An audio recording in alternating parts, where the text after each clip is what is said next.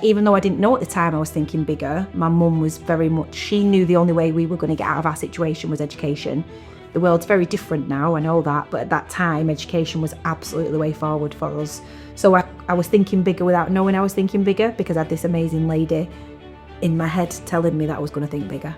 Welcome to the Tales to Inspire podcast. Before we get started on this episode, I would like to invite you to our community so that you can hear more stories to inspire change within your life and positive change within the systems in which we live. All I want you to do is to click on the subscribe button. Your comments mean the world to us with anything that's resonated with you, and I absolutely love your support. I can't wait to go on this journey alongside you. Thank you so much for subscribing. Let's get into today's episode.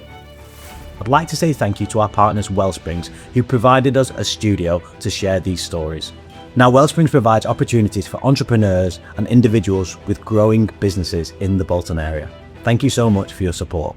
Today, we go into a deep dive with Farah Rehman.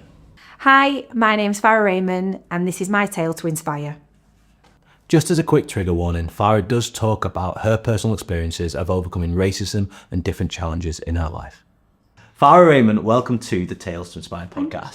This is such a pleasure, and it's been a long time and overdue. So, do you want to introduce yourself, who you are, where you're from, and we'll go from there? Yeah, so as you said, my name's Farah. I'm 39, big 4-0 this year, very excited. Born and bred Rochdalian, so Rochdale not too far down the road.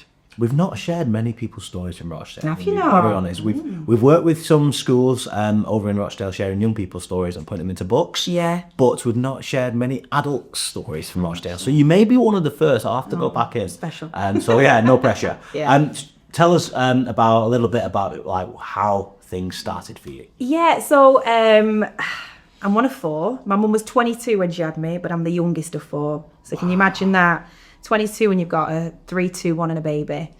In the 80s, mum's a white Catholic, dad's black Muslim. So she really, went all out to make things difficult. So growing up was hard, mixed race.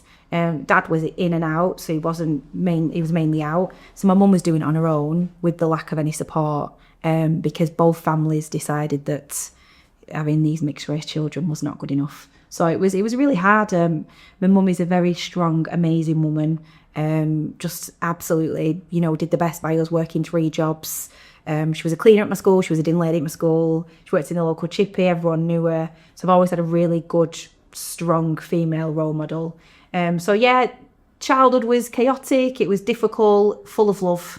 I always say that. I was absolutely loved, but it was hard. It was really, really hard.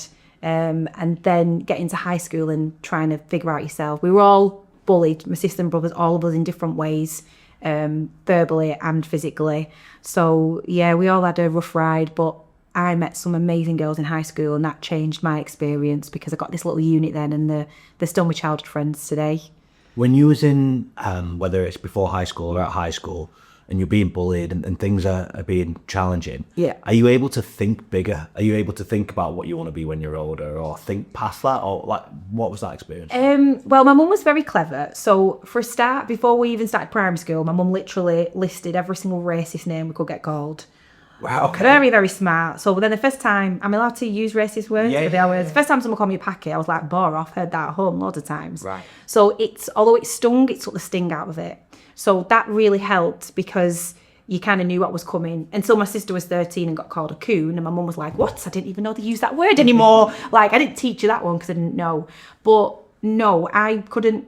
My mum was always big on education. My mum left school with nothing. So I always knew that I was going to end up at uni. I always knew that was going to happen somehow, as did my sister and brothers. So I know that was instilled from me from day dot, and we all did. Right. So yeah, even though I didn't know at the time I was thinking bigger, my mum was very much, she knew the only way we were going to get out of our situation was education. The world's very different now, I know that, but at that time, education was absolutely the way forward for us. So I was thinking bigger without knowing I was thinking bigger, because I had this amazing lady in my head telling me that I was going to think bigger. Amazing. And I could be whatever I wanted to be. Always been told that, be what you want to be, do what you want to do. And yeah, like I said, although it was hard, chaotic, very filled with love. I remember when I was growing up, so my mum's English, white, and my dad's Indian and brown. And I remember always identifying with, I look like my dad. Yeah. But I've never lived in India. Yeah. I didn't speak Gujarati, and I'd always get called unpacky and all these things. And then I always hung about with white people. Yeah. Just because they were the people who were there. I didn't really see colour at that time when I was young. I just wanted to hang about. Yeah. And so it was always like, oh, well, you don't belong with us kind of thing. But I was like, well, I am you. But the only thing I know that's different is the colour of my skin. Yeah. So I always wished I looked like my mum. Yeah. And it was like this. I don't think my mum and dad we never had that kind of conversation like your mum did. And like, fair play for having that conversation. Yeah. I just think isn't it weird that we get identified by the way we look? Yeah. And being mixed race, I think, is really hard. I still struggle now because I think even now, because like I said, my dad was born in Africa, but I don't know anything about that. But then I've always felt I looked far more like him than my mum. But you see, you never know where you fit. And I remember, to me, this was quite poetic. In one day at high school, a white lad called me a packet and an Asian lad called me a nigger. And I remember going home to my mum going, very confused, mum, where do I stand here? So it's all of that because you just never really know who you are. And I think as you get older, now I kind of don't care. I actually love being mixed race. I'm really upset about winter because I don't know about you, I go very, very jaundiced looking. And I'm like, I need some melanin back in. Give me some sunshine. But I'm really proud now. But when I was younger, like you just don't know where you fit, do you? Yeah. And you just want to be with the people that make you feel good. But then a lot of those people don't want you to be with them. Oh, that's my experience. So, a lot of them. And they would make it very clear that you didn't fit in. I mean, in my primary school, there was us four and then about 2 other people. And everyone else was white, so you just stuck out like a sore thumb anyway. And that's the thing, isn't it? It's so divisive. Yeah. And like even the narrative now in the media, everything feels like it's trying to divide people. Yeah. And it's like, actually, we're just people. None of us really care. I couldn't care less what colour skin you are. Yeah. Are you a nice human? Brilliant. Then I'll be your mate. If Yeah. you're not, I'm not interested in you. Exactly. And it's just that it's such a challenge. I mean, like I always say that if aliens came to Earth today, right? And put an attack on the human race, all of us would come together. Yeah. Look at COVID. Yeah. COVID happened, all of us, right, we're in this together. Yeah. Right? And then we start to fight against each other and really try and divide each other.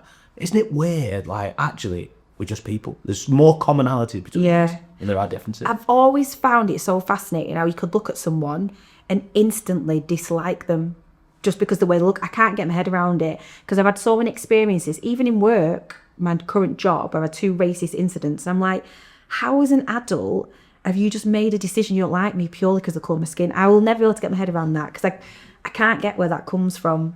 But what is it about it that's so offensive? Yet it is, isn't it, to some people? It's so weird. It is. It is weird. But yeah, I mean, how can you judge me when half the time I don't even know me? Yeah. And like it's sort of like, fair, thank you for enlightening me because I don't even know me, right? Yeah, that's so true. It's so interesting. So, where did your journey go from there? So I went to high school. I had its ups and downs there, but like I said, I was really lucky. I made some amazing group of girls, and then, like I said, I knew I was going to uni. So I studied what I liked, which was at the time sports. So I went in sports development, which was working in the community. So I always knew as well I wanted to work in the community. Again, probably because I remember us having community workers coming in and they make a difference. So, we didn't have much money, but we got to go to like Alton Towers, for the community fund type thing. Play schemes, couldn't think of the word then. So I went to the Mighty Met. It's not called Leeds Met anyway, it's called Leeds Beckett, and went to uni and then studied sports development. Okay. And then after that, my mum was like, go and see the world, do what you've got to do, because one day, and there's so many things when we say, one day you'll be at home on your own with a baby, with no money, skin, and you'll have no memories, because that was like her life. So go and make all your memories now. And I did. So I went travelling for 6 months with a couple of friends, did a round the world trip, and it was one of the best experiences of my life. And my only regret is I didn't do it longer. And that was just a bit of fear. That was fear of, without knowing it, already being in the, I've got to get a job, because now I've got to get a house, because now I've got to grow up. Oh my God, I was 21. If I could go back, I'd be like, shut up and go and see the world for longer. Don't worry, and very much now I've got to, again, without knowing it, the social kind of pressures of, I've got to meet someone now, because then I'm going to have a baby and I'm going to get married and all that rubbish you kind of told, which my little girl will be getting told none of. So that's why I didn't stay longer. I came home and got a job and ended up in the voluntary sector working for a charity. Right, okay. Tell me what you learnt when you travelled. I know it's a long time ago. I know you only did it for 6 months and you wish you'd done it longer, but I feel like so many of us live the same life, Yeah. the same day on repeat. Yeah. And there's something really special about getting out of your natural environment. So tell me like a little bit about what it was Oh like. God! I was with 3 girls. One of my best friends, and 2 girls from uni. So learned a lot about conflict because 4 girls together, and in very very different backgrounds. So for me, this probably sounds mad, but there was no way I was going to be able to go travelling. I couldn't afford it. And the girls I went all had money. One of them was an actual millionaire, and it was my sister that said to me, "Go to the bank and get a loan because you're going to sit." Facebook would just come out as well. Right, okay. You're going to sit and watch more on Facebook. This loan you can pay back when you get back, but if you don't go, I promise you're going to regret it. So the first thing I learned was basically getting a loan, which doesn't sound great, but actually it set me up for life and taught me about kind of repaying debt, and also the pros and cons of, is the experience worth it? So my experience was different to theirs because I was always thinking about money, so I was really precious about experiences that I would pick. And I felt, and I don't know if it's just me, I felt a lot of times I was far more grateful. Sometimes we'd do something and not my best friend, because my best friend's amazing, and the reason my best friend is she's like me. So even though financially she's not had financial worries, she's lived my life with me since I was 11, so she knows me. Yeah. The other girls, I realised they didn't get it. We had quite a lot of arguments about this. But I felt at times I was far more grateful about the little things, because I'd be like, wow, we're like Fiji on this island, guys.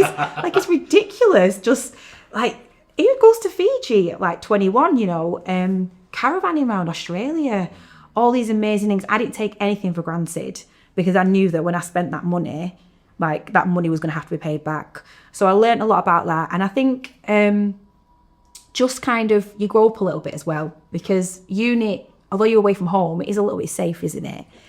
Whereas when you're traveling, you're on your own. And just kind of being independent and knowing, actually, I really like this life. And a few of my insecurities came out, like, for example, when we were in India, so it was really funny, yeah, because my dad's actually African Indian. Right, okay. He was born in Africa, but he's actually half African, half Indian. But when we were in India, people would talk to me to ask for pictures of my friends all of the time. So, for example, we were sat outside the Taj Mahal, I kid you not, the Taj Mahal, right?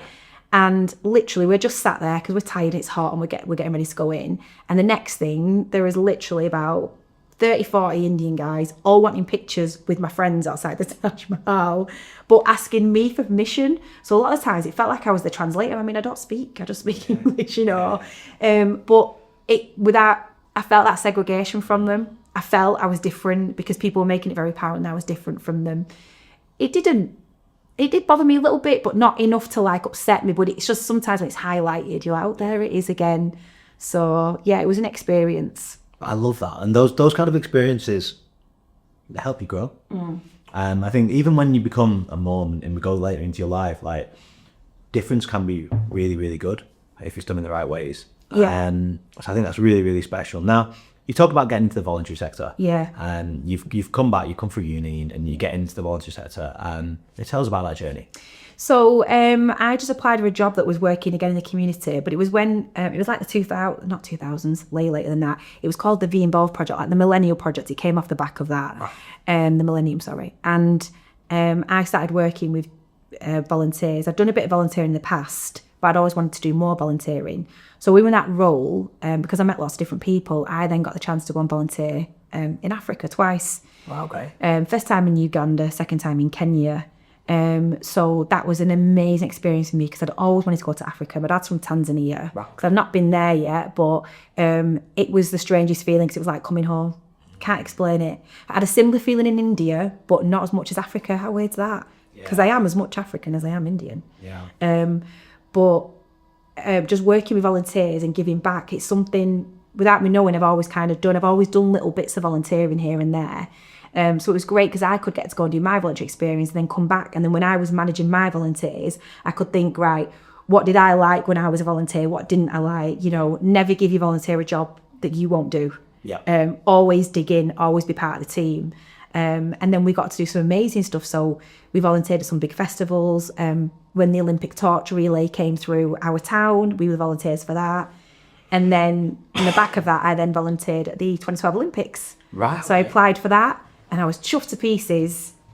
Because when I was younger, I used to say, I'm going to work for the Olympics one day. I don't know what I thought I was going to do. I was no athlete. But I just always wanted to work for the Olympics. And then this came around and I was like, well, I can't work back and volunteer. So I got 3 weeks in London in the media centre, actually. Amazing. Yeah, which was just a crazy experience. So much fun. And still friends with the girls, a couple of the girls that I met down there. So yeah, it was fantastic. So you've gone into the volunteer space, and definitely have to talk about Uganda. So you go to Uganda. I don't know, where about you in Kampala, in Tebe? Whereabouts are you in? Oh my goodness. Mbale? I can't remember. How bad's that? I can't remember. What were you doing when you were volunteering? So we were working in orphanages. We took over, because I worked for sports, like a leisure charity. We got all the old sports equipment and we took it over and we did like sports days out there. But we'd also raise money for mosquito nets, for beds, things like that. So working in the orphanages. And yeah, we were there for about a week in Uganda. And then you was in Kenya as well? Yeah, and with Kenya, we did a similar thing. But we'd raise money to install water wells. But we had one incident where we'd gone to a village and there was no money left to install the water well. And it was awful. And I was with a friend at the time. And again, a friend I do come from quite financially money. And I said to her, what if we club to? What if we club to and get this water well and do it? And she was like, yeah, let's do it. So we did. So we managed to get the last village a water well, which was really, really nice. Because we'd worked with them for like a week, and then it was like, and the water wells were like, I say it like that because in our mind, like a couple of £100 over there, that's massive. Yeah. But we were able to do that, so that was really good. So fulfilling. And then I got my wallet stolen, which always makes me laugh because I'm like, it was just perfect, wasn't it? Man.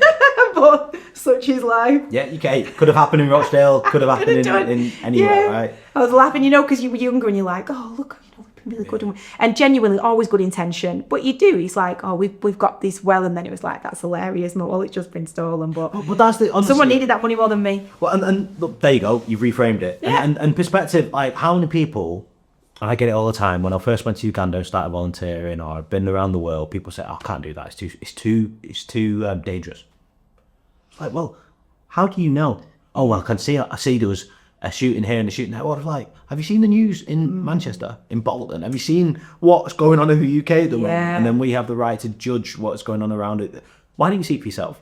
Anyone who's in poverty, whether you're in Africa or here, how many times have people think you had stolen? Your phone stolen, your wallet stolen.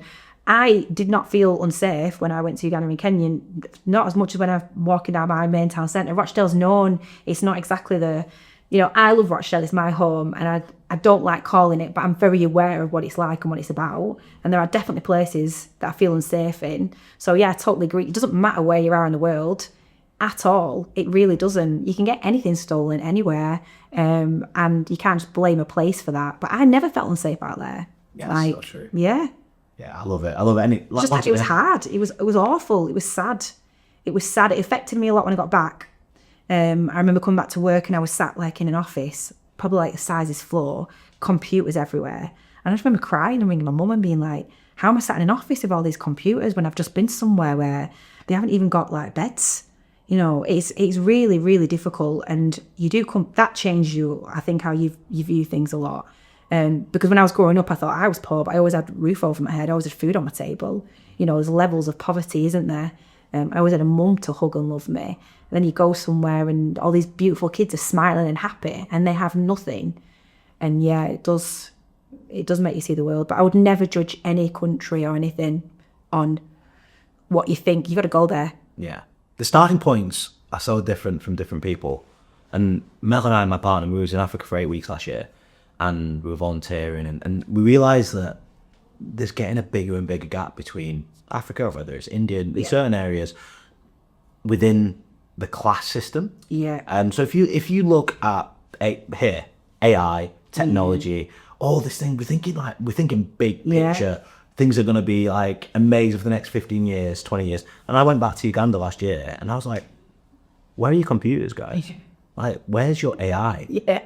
Like, what? Wi-Fi in certain places, like no electrics. And I'm like, actually, it's just creating an even bigger gap between the Western world and the developed world and the underdeveloped world, if you want to look at it like that. So yeah, there's a human, it's coming back to that we're all human kind of perspective and boundaries. Yeah.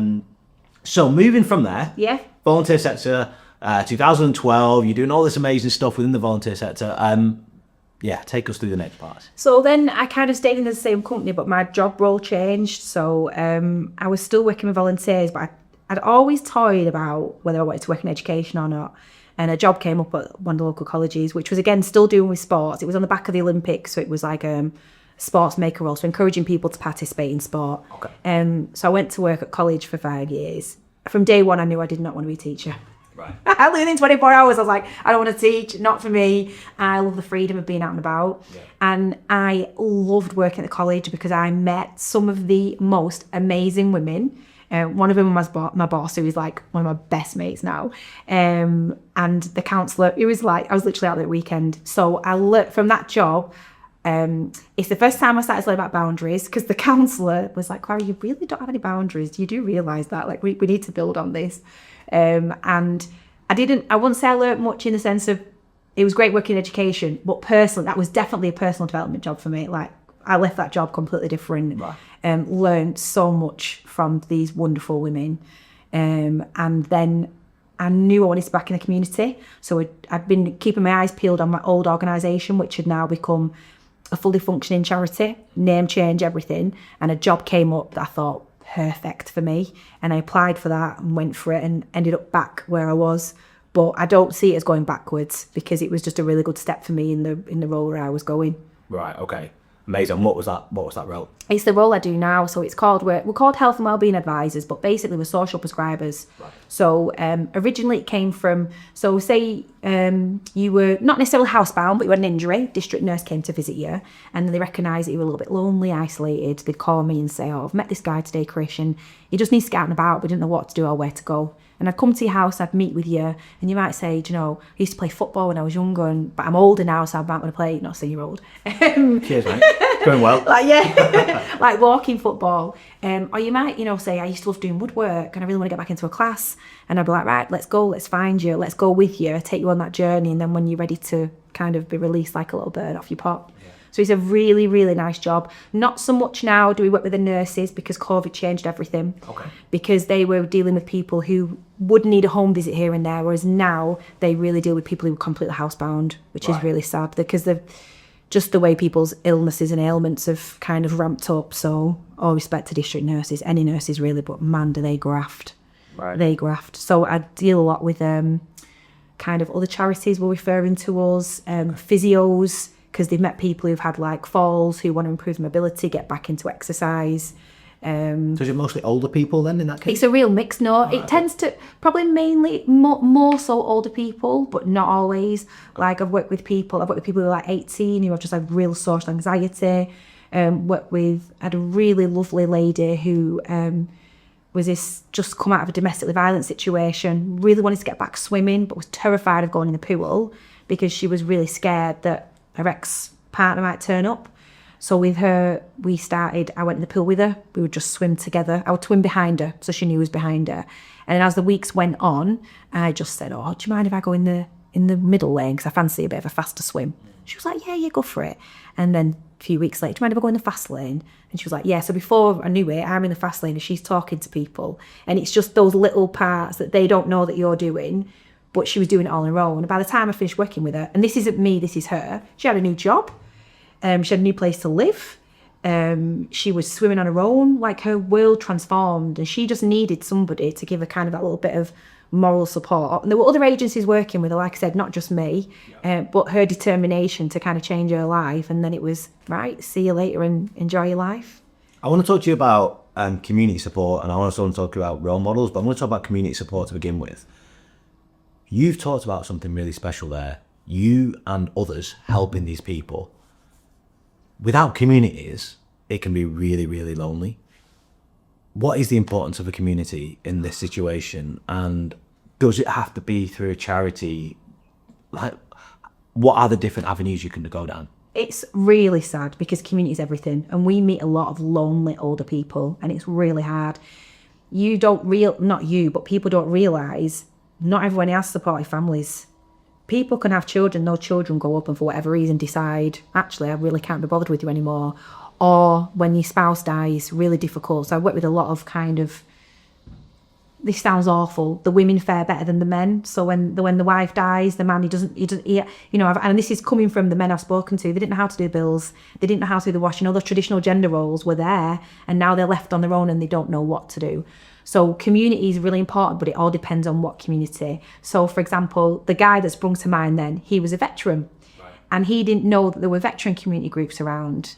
There's loads of veteran community groups. So for him, all it was taking him to a coffee morning with a load of the veterans. There's his community. You know, he would get his blazer on every Tuesday, Sandbag Cafe, get there, have his cup of tea. That's his community. Other ladies, it might be they're going to where they've maybe like the widows themselves, or they're starting afresh, you know, whatever it is, what their community is. So it might be a couple of ladies wanting to go to a knit and natter group, you know, my older ladies. The younger people, it's harder.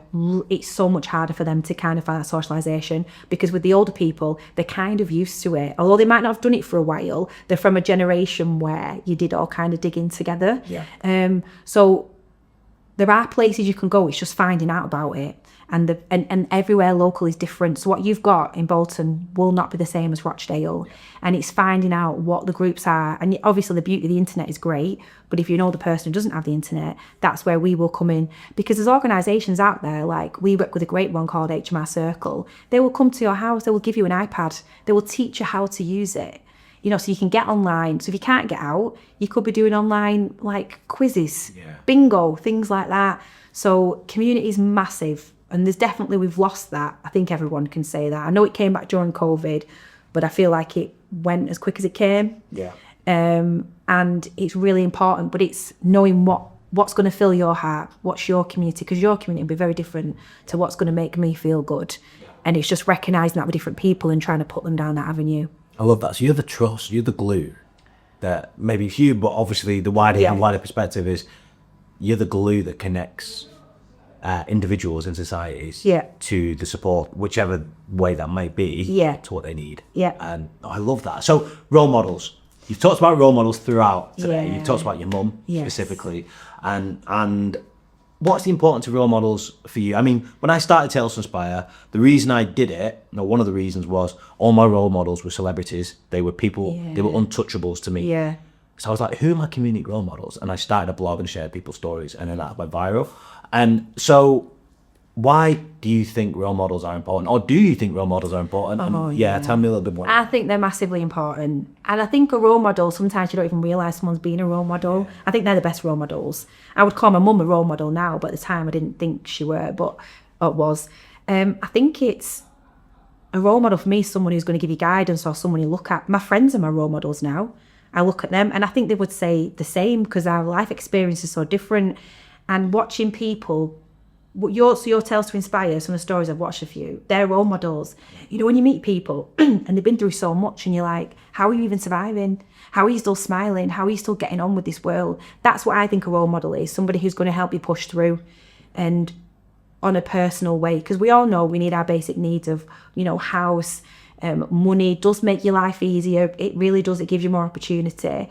But if you can just have, I think it's about becoming satisfied with yourself. So I look at my friends, to other people, their worlds might not be exciting. They might not be wonderful, but they are so fulfilled because they have everything that they need in their little world. That's a role model to me. Someone who gets up and is like, I'm just really grateful about my life. That's what I would look for now, is people who are grateful for what they've got. Because there's a lot of people out there that don't have a lot. Yeah. They don't, and it's sad. And I just think we're really lucky if you have got, you know, one friend. I always say that, even if you've got one mate, you know, one parent you can turn to. So my role models in my life, I would definitely say, as you can tell, I'm very female orientated. I don't really have many real male role models, I'll be honest. I really don't. Probably from personal experiences, probably because of the experiences I've had with men. That's not saying I'm a man hater, but all I'm saying is all the amazing people. I mean, I've got a brother and he's fantastic. He's a wonderful guy, but geez, he's an head the ball, you know, like still not sorted his life out. But as a nice man, as a human, he's lovely. But my sister, I've got two sisters, one of them in particular, she's living in China, living her best life, now I have 14 years, gone up the career ladder, amazing one, wonderful life. I'm like, wow, she's my role model. Yeah. You know, she's only a year older than me, but I'm like, I'm in awe every time I'm around her because she's just fantastic. So I think it's, for me, I've got a lot of female role models. That's great. I mean, that's trust as well, right? Yeah. I mean, because your life experience and where you find it easier to build that trust with certain people. So that's amazing. So we've talked about work. Yeah. We've talked about community. Yeah. What about away from work? What about, I know you do lots of public speaking. Yeah. Family, we talked about it a little bit earlier. Yeah. What about those kind of areas and other hobbies and passions that you might have? Yeah, so I've got obviously my little girl. Me and my ex-husband, we've split up now, so we were together 14 years. And we went through, obviously, we went through a lot of struggles trying to get a baby, dealing with losing babies, miscarriage. Our little boy, Michael, was stillborn. All those things really took its toll. I wouldn't say that's the reason that we split up. I think there was already lots of things going on there. And I've got my little girl now, which is just the best thing since sliced bread. So for me right now, my focus is her, and obviously I've got a really good social life. I've great family and friends. But my passions, I've always really enjoyed public speaking. Always do. I think it's because I was made a narrator in primary school, I think that's when it started. But I love hosting, I love speaking, I love meeting people. So it's always been a passion. I've done it for years, and it was only a few years ago I thought maybe I need to make this into a little bit of a business. Okay. So I've started doing that, and I haven't done much with it, but this year I'm like, right, this is it. This is the year I've got to push it. So hosting things like host charity events, hosting corporate awards. I do dance shows for kids. I love those. They're the best. They're so cute. And any form of public speaking. As you can tell, I really enjoy talking, but I really enjoy meeting people, because I do love to hear other people's stories as well. Love that. So yeah, it's been a very interesting few years, and I know we had a little brief conversation before about shedding and about who you were. Like, I don't recognise the person that I was at all, because I feel like all the things my mum taught me I didn't listen to, and I didn't do all the things that I was supposed to do, and then very much fell into a role that I shouldn't have fallen into. And now I'm like, oh, there she is. This is how it's supposed to be. So I have learned so much personally. Like, I'm so happy with who I am now. I wasn't happy with who I was before. Don't really recognise that person. And I'm really grateful for that, because I feel like I'm in a position now with my little girl where I can hopefully guide her. Because my mum guided, before I came on, I had a conversation with my mum. I said, can I talk about how it was when I was younger? I'd never want to call you. And my mum was like, look, Farah, I have severe mental health issues, and I always have. And I completely appreciate that your childhoods were very chaotic and very unstable. That's okay. I'm not, like I said, it was filled with love, but I just want to be able to make sure that my little girl has as stable as can be. So yeah, personally, I think I've developed loads. Yeah, quite happy with who I am sat here right now. And I love that, because the way that you talk about your life isn't one of guilt or blame. It's one of, this is what's happened, but the responsibility is on me to make sure that moving forwards in what's happened is I'll see from an amazing perspective. Yeah. All these challenges I got, what value can I create? I think that is so important, because my dad, and actually before my dad passed away in 2021, I actually had a really nice relationship with him. Wow, okay. Because, he asked me about travelling, I forget this. The one thing travelling taught me is to forgive and forget. Not forget, you can't forget, but to forgive. So when I was travelling, for some strange reason, I got back and I decided I was going to stop being angry at my dad. And then in 2017, my dad had a stroke. And for the first time, I got to meet his family. And then when I learned about his upbringing, you see things in perspective. Now, I already know my mum's upbringing was that woman, geez, they're horrible. They behaved in two different ways. So my mum went, my upbringing was not nice, so I'm going to really protect my children with the best I can do with love. My dad went really selfish. But as an adult, and then listening to his story and what he went through, I can understand him.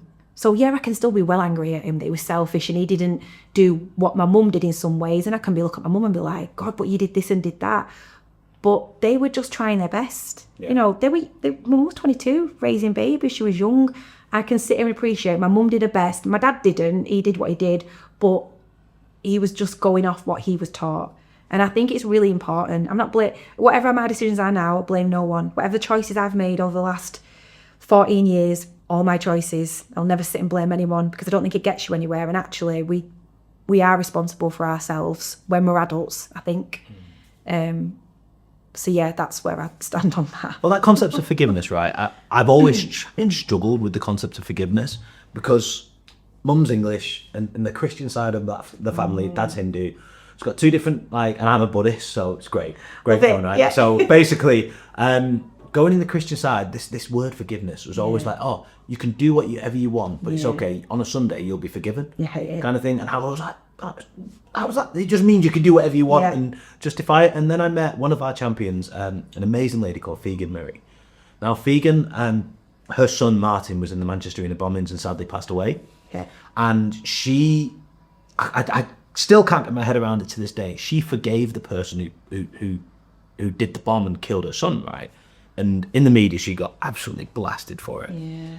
And I was like trying to understand, like, Fegan, can you tell me more about that? And she said something that really stuck with me, is that me holding on to that hatred was affecting me, no one else. Yeah. So I had to somehow let that go and understand it from that other person's point of view. She then went on to do a master's degree in counterterrorism and do all this amazing stuff around kindness, and she took a load of action. But I was like, maybe forgiveness isn't what I was taught or what I interpreted as a younger person. I think forgiveness is for yourself. I really do. I think because you can't change. And I'm the same as you. So I was brought up so many family members who were supposed to be these wonderful Catholic people, some of the most horrible racist people, yet they could go to church on Sunday. My dad's family, some of these are amazing. And I only use these two religions because these are two religions I know. Horrible people. But like you said, you can say a prayer and you're forgiven. And I'm with you on that. I don't think that's the point of it. I think it is, like you said, that lady, I mean, God, what she went through. Jeez, that's amazing. But I do think forgiveness is for yourself. It's about you letting go of it. What's that old saying about drinking poison and expecting, I can't remember it. Give it something about you drink the poison and expecting someone else to be affected by it or something. Like you're killing yourself, wanting something different from someone, or wanting them to turn around and go, I'm really sorry. Because sometimes sorry ain't going to cut it, is it? Sorry's not going to change all those things that happened. But if you can just be at peace with yourself and go, I'm trying to understand why you behaved like you behaved. And for me, I can settle with that. I can put my head down at night and go, okay, move on with my life. Mel, my partner, says that I have a challenge with the word sorry. Like, because I hear so many people say sorry all the time. Mel does it all the time, and she'll do the same thing the next day and the next day and the next day. I'm like, well, actually, it means nothing. And she's like, well, you never say sorry. It's like, actually, because I don't mean to intentionally do anything. If I say sorry, then you know I'm actually seriously sorry. Like, I've really got done wrong here. But it's so interesting that, like, and even that word sorry is like, oh, please forgive me. Yeah. But it's used, the narrative. Just interesting. It's really interesting conversation. My mum, she's sorry for everything. So, and I this must be the way she was raised. So say we were out in a restaurant and I noticed it with my sister and I said to her, you need to stop it with your kids. So sorry. Oh, I've done that wrong. Sorry. It's like this constant apology, you've accidentally bumped someone, but like overdoing it. So, if someone comes to the table and moving to, I'm sorry, everything out of the way. And you're like, Mum, chill out. You're not doing anything wrong. It's okay. And I saw my sister doing it and then her little girl was doing it. So constantly like, oh, sorry. Feeling like you're taking up too much space. Yeah. You shouldn't really be here. And that was a thing my mum did and that we all kind of had as traits. It's always an adult. I'm like, no, I don't need to be sorry for this. I can be sorry when I'm really sorry. But that word is funny in itself, isn't it, though? It is. It really is. So, Farah, where do we find you now in present day? Like, what are you up to? And where are you at? Yeah, so, I'm still in my job, obviously, and I like my job. But I like doing my stuff for my charities. So, I like talking around any chance I get to talk about miscarriage, any chance to talk about stillbirth and experiences. So, I've done different podcasts before, a local Rochdale one. It was called Women of Strength. And it was around that topic because it's so important because I think people really shy away from it and they don't like asking. And some people don't know what to say. And there's lots of things that come when you've had a baby, like, is it your first one? All those questions. Or are you excited? And you're thinking, no, actually, I just want this baby to be here. So I always talk about miscarriage and stillbirth, any platform I can get because it is really important. And obviously, like I said, big year for me, turning 40. Moved into my own house. Funny because I was driving on the way here and I was thinking something else my mum, without knowing, instilled in me. So she used to say to us all, make sure that you're financially independent because if the day ever comes that you are going to want to walk away, want to be on your own, make sure you can support yourself and your children. And now, thanks to that being in my head, all these little nuggets that you don't realise that are like planted in your brain, I was able to go get my own home, raise my little girl, you know, and yeah, just with my dog. And yeah, this year is a big one for me. I'm planning to try and push the public speaking a bit more because I love doing it. But I'm also like, this is just a year of fun as well. Like I feel free, cheesy but true. Like absolutely free as a bird. Like all the shackles of the things of life that got me down, of like being in a relationship and what I thought a relationship should be, and knowing what a relationship shouldn't be, and all those things. It's like it's all just come together, and I'm like, right, yes, this is it, and the world and the life is looking good. I love it. Amazing. Well done for being like in this space, because it is about perspectives, and it feels like yours is on like there's a crossroads, and you can go down as many roads as you want to go down, but it's down to you, and that's so exciting. So now, as we come towards the end of your interview, I have a few things that I want to go into that we ask all of our guests. Yes. And the first one is a quick fire round. And that quick fire round is I'm going to start a sentence, you're going to finish it. No explanation. Right. Does that sound all right? Yeah, that sounds fun. Okay, so let me know when you're ready. No pressure. Go. Young people are. Important. Families should. Love each other. Education can. Give you opportunities. Communities are. So important. Being a mum. The best thing in the world. Oh, I love that. It's so cool. Work is. Essential. That's true, isn't it? If I was to give advice to my younger self, that advice would be... listen to your gut. Really? Yeah. I love that one. How much of where you're at right now is due to luck, and how much of it is down to Farah and your own efforts and authenticity? I'd say all my own efforts and authenticity. Oh, yeah. Luck of love and family. Lucky to be born into that. But yeah, definitely all my own hard work. Volunteering can. Expand your world. Oh, I love that. Amazing, well done. I promise I did not give Farah any of those questions in advance. That was amazing. Right, so the final two questions that we ask every Tales to Inspire champion, which I'm going to ask in a second. But before that, how do people find out about you, where you are? Do you have a social media handle, website? I'm terrible. I do have a social media handle, but I don't do much with it. Okay. So my social media is at Farah Rehman Host. So I just kind of post all the hosting events and stuff that I do on there. Not very well. I need to do better. Okay. I'm always being told that. So, and I'm also on LinkedIn as well. Good old LinkedIn. So if anyone wants to find me, I'm on those two places. But I'm not on any other social media because I think sometimes it's not always great for you. I mean, well, we'll tag you in everything that you share anyway, so that's fine. So the final two questions that we ask every Tales to Inspire champion. Farah Rehman, what is your definition of the word inspire? For me, inspire is someone or something that can make you feel like you want to do better. You can do better. You can be better.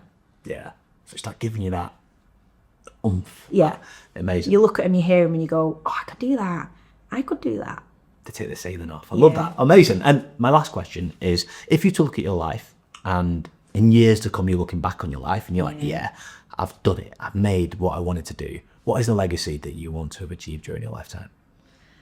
Oh, just that everyone that knew me or that was my friend and knew that I was their friend and I loved them, and that they could call me for no matter what they wanted and I'm always going to be there, including my family, including my girl. Love it. Farah, thank you so much for being on the Tales to Inspire podcast. Thank you for watching today's episode. If you enjoyed today's episode, then please leave a comment in the comment section below, and we cannot wait to see you for our next episode.